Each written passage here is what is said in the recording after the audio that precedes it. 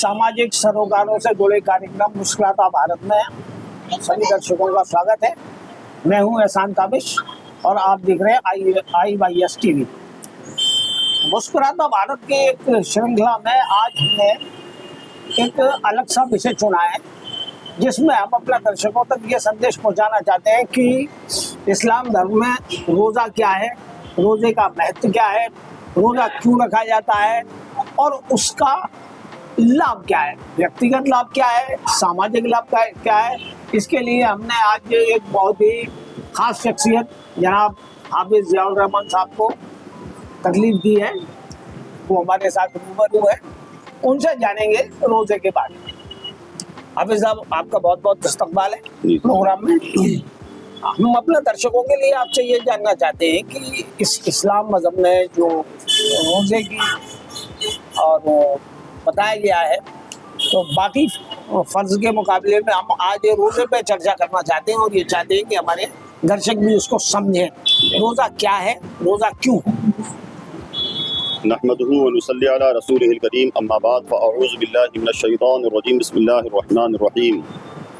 अल्लाह रब्बुल इज़्ज़त अपने कलाम पाक में इरशाद फरमाता है, या अय्युहल्लज़ीना आमनू कुतिबा अलैकुमुस सियाम कमा कुतिबा अलल्लज़ीना मिन क़ब्लिकुम लअल्लकुम तत्तक़ून, जिसका तर्जुमा कि ए ईमान वालो, अल्लाह ने तुम्हारे ऊपर रोज़े फ़र्ज़ किए जैसा कि औरों पर फ़र्ज़ थे, ताकि तुम मुत्तक़ी बन जाओ, परहेज़गार बन जाओ।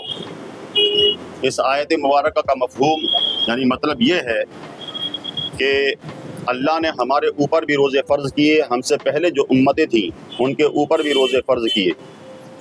अब इसका असल मकसद है ताकि दुनिया के अंदर बेशुमार लोग हैं, लाखों तादाद मुसलमानों की है, लोगों की है, गरीबों की है, मालदारों की है।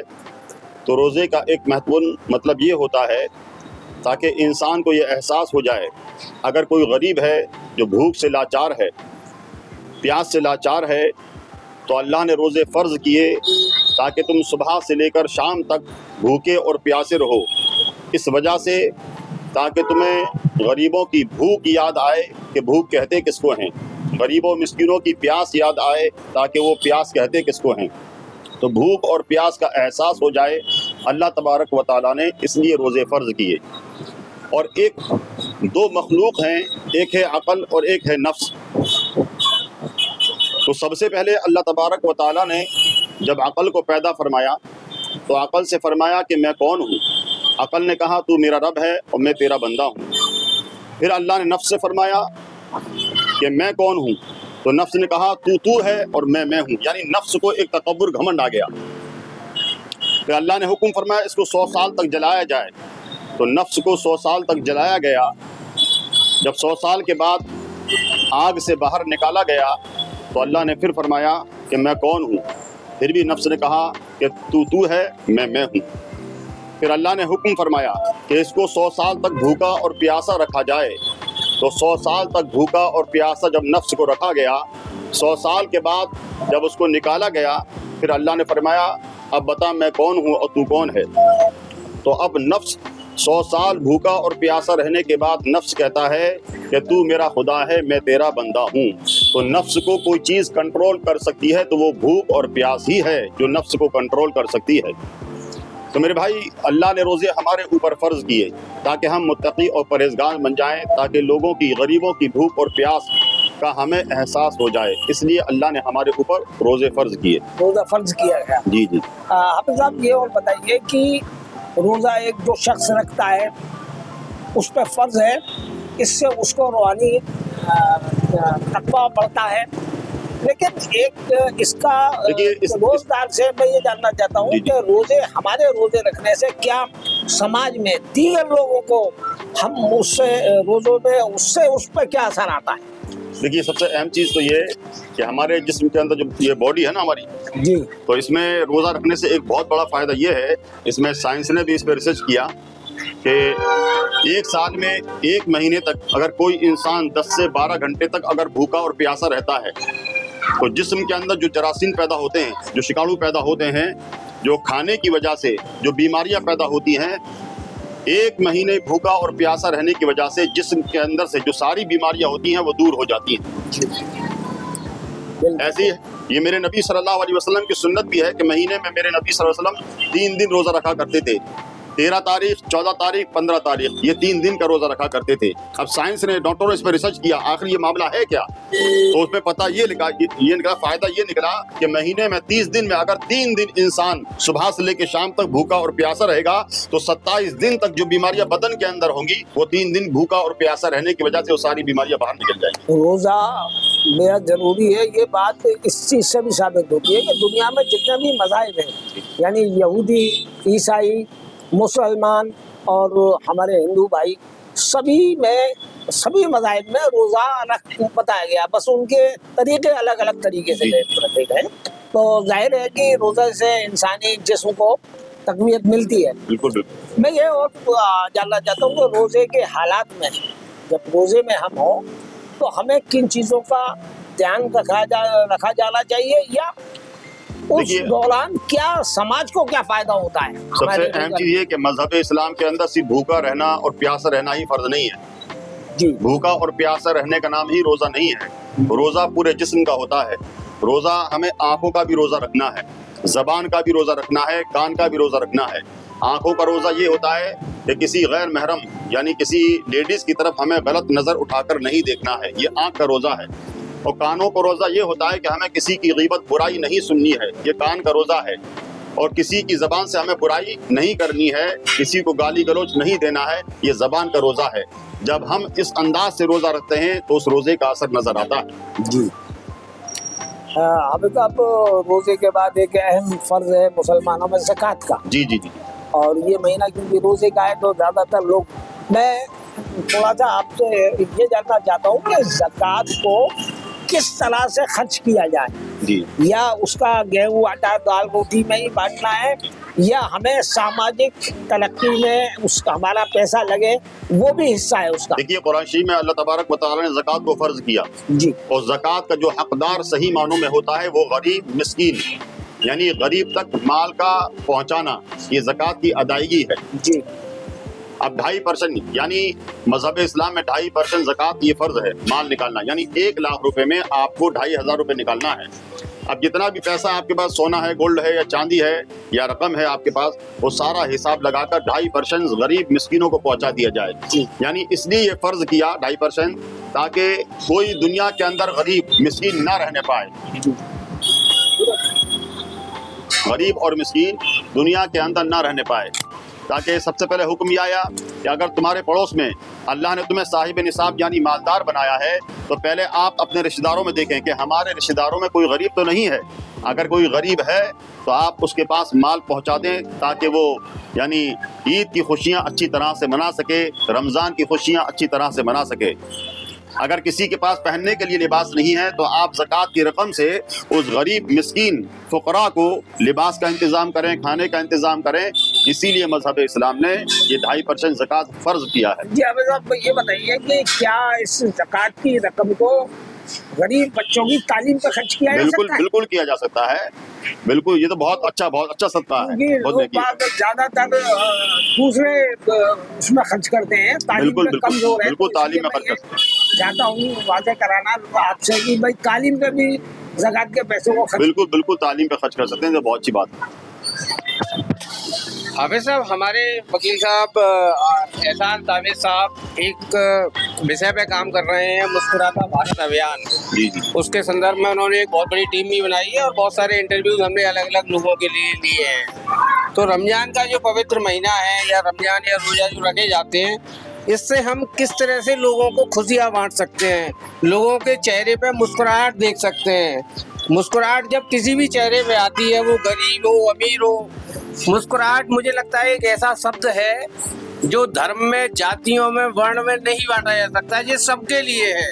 یہ پشوؤں کے لیے بھی ہے، ان پرندوں کے لیے بھی ہے جن کی کوئی سیما نہیں ہوتی، جن کا کوئی دھرم نہیں ہوتا، وہ کہیں بھی پانی پیتے ہیں اور کہیں بھی کھانا کھاتے ہیں۔ تو اس وشے پہ آپ وکیل صاحب کو کیا شبھکامنائیں دینا چاہو گے اس کام کے لیے؟ دیکھیے، سب سے پہلی مسکرانا میرے نبی صلی اللہ علیہ وسلم کی سنت ہے۔ ہمارے پیغمبر اسلام یعنی آپ نے حکم فرمایا کہ زندگی میں آپ مسکراتے رہے تھے، غم کی حالت میں ہے تب بھی مسکرا رہے ہیں، خوشی کی حالت میں ہے تب بھی مسکرا رہے ہیں۔ اور راستے کا حق بھی آپ نے بتایا. یعنی کسی راستے پہ اگر جانور بیٹھا ہوا ہے, یعنی درخت کے نیچے کوئی جانور اگر بیٹھا ہوا ہے, سب طرف دھوپ ہے, تو آپ کے جو چاہنے والے صحابہ ہوتے تھے نا, تو وہ چاہتے تھے کہ ہم جانور کو اٹھا دیں, یہاں نبی پیغمبر اسلام صلی اللہ علیہ وسلم وہاں بیٹھ جائیں گے. تو ہمارے نبی منع فرماتے تھے کہ نہیں, یہ جانور بیٹھا ہوا ہے, اس کو بیٹھے رہنے دو, ہم دھوپ میں بیٹھ جائیں گے. یعنی جانور کو بھی تکلیف دینا یہ کبھی گوارا نہیں کیا. وکیل صاحب کے لیے آپ کیا کہنا چاہو گے؟ وکیل صاحب ہمارے شہر کے ذمہ دار شخصیت ہیں ماشاءاللہ, بہت اچھا کام کرتے ہیں, بہت اچھا. میرے ساتھ ایک اور شخص ہیں بھائی صاحب, مسکراہٹ کے لیے آپ کیا کہنا چاہو گے رمضان کے پوتر مہینے میں لوگوں سے, متھرا کے لوگوں سے؟ مسکراہٹ کے لیے روزے کا مقصد ہی مسکراہٹ ہے, خوشیاں ملتی ہے. رمضان آتا ہے تو شروعات میں ہی بہت اچھی اچھی خوشیاں پیدا ہوتی ہیں. ماں باپ کو بچہ جا کے خوشی دکھاتا ہے, ماں باپ بچے کے لیے خوشیاں کرتے ہیں کہ کپڑے لانا, خوشیاں بانٹنا. کوئی غریب آدمی آ جاتا تو اس کے لیے بھی نئی جوڑے کی کوشش کی جاتی ہے کہ اس کو بھی ہم پہننا ہے, وہ سامنے والے کو بھی پہنایا جائے. صاحب آپ سے ایک کوشچن اور پوچھوں گا میں, آج مہیلا دیوس بھی ہے, مہیلاؤں کا سماج میں اپنا ایک الگ استھان ہے, اور آج پورا ہندوستان مہیلا دیوس منا رہا ہے. اس پر آپ ہماری بہن بیٹیوں سے کیا کہنا چاہیں گے؟ دیکھیے, یہ پیغمبر اسلام صلی اللہ علیہ وسلم کا پیغام یہی ہے کہ بیٹی کسی کی ہو, کسی دھرم والے کی ہو, وہ بیٹی بیٹی ہوا کرتی ہے. اور آپ نے کر کے بھی دکھایا کہ ایک یہودی کی بیٹی میرے نبی صلی اللہ علیہ وسلم کی بارگاہ میں حاضر ہوئی تو کافی زیادہ پریشان تھی. تو جب پاس میں جیسے آئی نا, تو اس کا بچہ بھی اس کے ساتھ میں تھا. یہاں تک اس کے جو رشتہ دار تھے, اس بچے کا چچا تھا, ماں کے کپڑے پھٹے ہوئے ہیں, مگر چچا نے اپنے بھتیجے کی ماں کو لباس نہیں دیا. وہ میرے نبی کی بارگاہ میں جب حاضر ہوتی ہے نا, تو آپ نے اپنی چادر مبارک اٹھا کر اس یہودی لڑکی کے سر پہ ڈال دی, اس کو یعنی چادر پہنائی, لباس پہنایا. تو آپ نے صحابہ سے فرمایا کہ چاہے کسی دھرم کی کوئی بھی ماننے والی ہو, بیٹی بیٹی ہوتی ہے. بہت جیسے ہماری بیٹی ایسی اس کی بیٹی. وکیل صاحب, ایک شہر کے لوگوں کے لیے مہیلا دیوس پر آپ کا ایک وچار, ایک شبھ کامنا ہے مہیلاؤں کے لیے آپ کی طرف سے.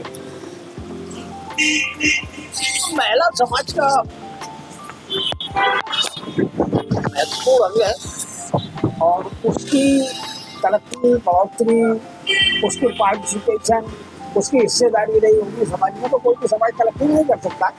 इसलिए महिलाओं पर या बेटियों पर पढ़ने लिखने पर और उनकी राय को महत्व दिया जाए. लोगों ने महिला को ये मान के कि भाई तुमको कुछ नहीं आता है, तो वो मिल गए. अब महिलाओं को वक्त हो जाता है, बेटियों को वक्त हो जाता है, जीवन के हर क्षेत्र में वो आपको बढ़िया सलाहकार हो सकते हैं. इसलिए उनकी सोच को महत्व दें. हाफिज साहब, एक बड़ा अहम सवाल और है कि इस मरतबा होली और जुमा एक साथ पड़ा. हालांकि ये पहले भी पढ़ते रहे, तो कोई नई बात नहीं है, लेकिन इसमें एडजस्टमेंट की जरूरत है, क्योंकि जुमे का वक्त भी एक बजे से शुरू हो जाता है और यही होली खेलने का वक्त. तो इसमें आप लोगों को क्या राय देंगे नमाज से कि वक्त को आगे पीछे करने की? दूसरी एक और मैं जानना चाहता हूँ कि हमारे नबी की एक सीरत है कि जब वो रास्ते से गुजरते थे तो एक बुढ़िया उनके ऊपर कूड़ा डाल देती थी, और वो 2-3 दिन जब उसने बीच में नहीं डाला तो वो उसको पता किया लोगों से, पड़ोसियों से, कि वो औरत कूड़ा डालने वाली कहाँ चली गई. तो उन्हें बताया कि वो बीमार है. तब आप उसको देखने के लिए उसके घर गए. तो ये सीरत दरअसल हमारे अमल में आए, तो क्या ये सही वक्त है उस सीरत पर सख्ती से अमल करने का? बिल्कुल. कि अगर लोग हमें उकसाएं या हमें जानबूझ कर कुछ ऐसा करें, तो हम इस सीरत पे अमल करें. नहीं, इसमें मैं ये कहना चाहूँगा कि होली और जुमा, ये रमज़ान का पवित्र महीना चल रहा है, और ये होली और जुमा ये पहली मरतबा नहीं, कई मरतबा पहले भी आ चुकी हैं. मगर मेरा अपने हिंदू भाइयों से और मुसलमान भाइयों से यही गुजारिश है. देखिए, यहाँ की गंगा जमुना तहजीब ये मशहूर है, और ये हिंदुस्तान हमारा एक बाग है, इसमें कई तरह के फूल नज़र आते हैं, तो हर फूल की खुशबू अलग अलग होती है. ये हमारा प्यारा मुल्क हिंदुस्तान, बड़ी मोहब्बतों का ये मुल्क हिंदुस्तान है. बड़ी बड़ी कुर्बानियाँ देकर इस मुल्क को हमने आज़ाद किया, सबों ने आज़ाद कराया है, हर धर्म वाले ने इसमें कुर्बानियाँ दी हैं. तो होली हो या जुमा हो, सबको अपने अपने त्यौहार मनाने का हक है, मगर असल मकसद यही है कि नफ़रतों को ख़त्म किया जाए। जब नफ़रतें ख़त्म हो जाएंगी, मोहब्बत पैदा हो जाएगी, तो किसी को कोई तकलीफ़ नहीं होगी। वो भी अपना त्यौहार मनाएं, हम भी अपने जुमे की नमाज़ अदा करें, इसमें किसी को कोई तकलीफ़ की बात नहीं है। बहुत अच्छी बात है, वो अपना त्यौहार मनाएं, हम अपना त्यौहार मनाएं। लोगों का बहुत बहुत धन्यवाद आज मुझे समय देने के लिए। रमजान के पवित्र महीना ईद और रंगों का त्योहार होली की आप सभी लोगों को बहुत बहुत शुभकामनाएं।